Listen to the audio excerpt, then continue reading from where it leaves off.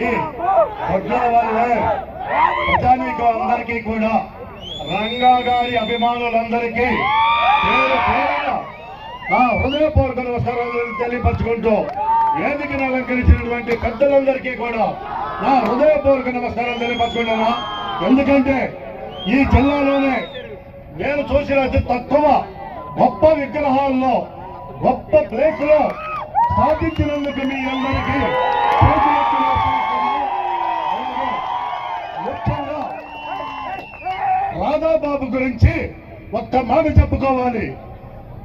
ఆయన అడుగుజాడలకి ఏ మాత్రం తీసిపోకుండా ఆయన హావభావాలకి ఎటువంటి మచ్చ రాకోకుండా ఈ రాష్ట్రంలో ఆయన తలుచుకుంటే వందలు కాదు వేల కోట్లు విజయవాడ నడిబొడ్డున కూర్చొని సంపాదించుకోగల శక్తి ఉన్నటువంటి ఏకైక వ్యక్తి మన బిడ్డ రాధా బిడ్డ.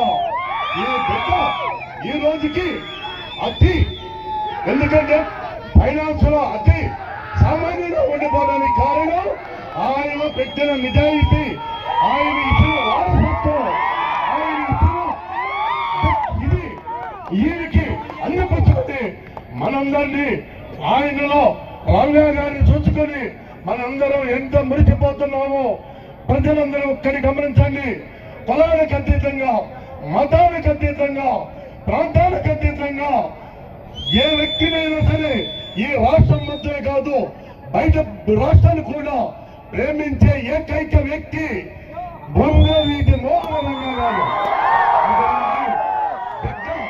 మన బిడ్డని మేము మనస్ఫూర్తిగా విలేకరి పత్రికా విలేకరి మిత్రులు చెప్పుకోవడంలో మేము అయ్యా మీ అందరికీ మనవి చేసుకోవడంలో ఆయన ఒక స్థానంలో చూడాలని చెప్పి ప్రతి ఒక్క ఆంధ్ర రాష్ట్ర ప్రజలకి ప్రతి ఒక్కరికి ఉంది. ఆ అవకాశం మేమందరం గమనిస్తున్నాం.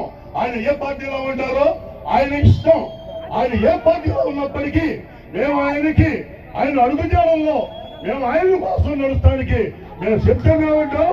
ఆయన కోసం ఏ సరైన న్యాయం జరగడం కోసం ఎటువంటి పోరాటమైనా చేస్తామని చెప్పి నేను మనస్ఫూర్తిగా కోరుకుంటూ ఈ అవకాశం ఇచ్చిన పెద్దలందరికీ నమస్కారాలు చెప్పుకున్నాం.